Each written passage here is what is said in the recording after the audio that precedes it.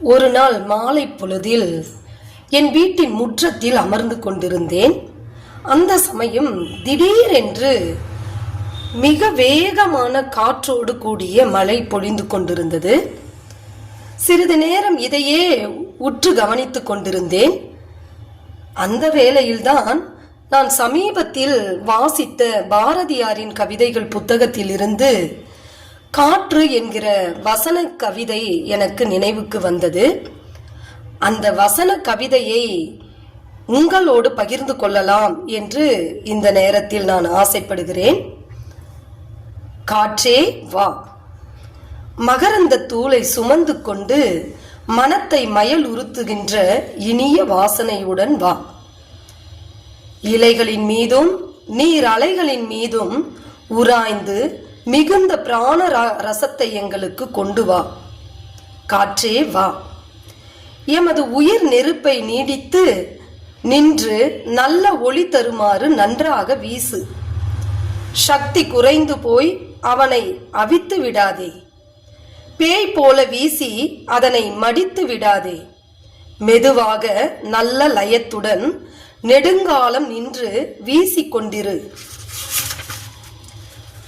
உனக்கு பாட்டுகள் பாடுகிறோம், உனக்கு புகழ்ச்சிகள் கூறுகிறோம், உன்னை வழிபடுகின்றோம்.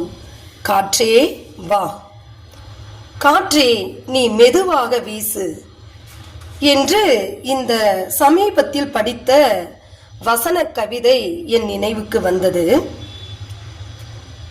இந்த மழையோடு இருக்கக்கூடிய காற்றுக்கு எவ்வளவு பேர் ஆனந்தம் பாருங்கள்.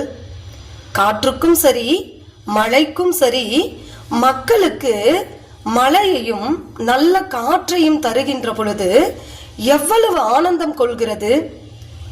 நீங்கள் இதை காட்சியின் வழியாக கண்ணுறுகிற பொழுதே பார்க்க முடியும்.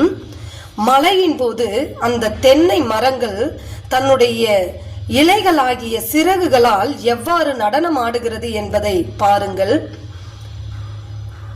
அது மக்களுக்கு நாம் தேவையான நீரையும் விவசாயத்திற்கு ஏற்ற மழை நீரையும் தருகிறோம் என்ற ஆனந்த களிப்பில் மரம் நடனமாடிக்கொண்டிருக்கிறது. அதே வேளையில் மழையும் அப்படித்தான். மனிதர்களுக்கு ஏற்ற நீரையும் நாம் தருகிறோம், மனிதனுக்கு விவசாயத்திற்கு உதவுகின்ற நீரையும் தருகிறோம் என்று மிகவும் ஆனந்த களிப்பில் அது நடனமாடிக்கொண்டிருக்கிறது. அந்த சமயத்தில் அந்த மரங்களை உற்று நோக்குகின்ற பொழுது காற்றும் அவ்வாறே ஆனந்த களிப்பில் ஆடுகிறது.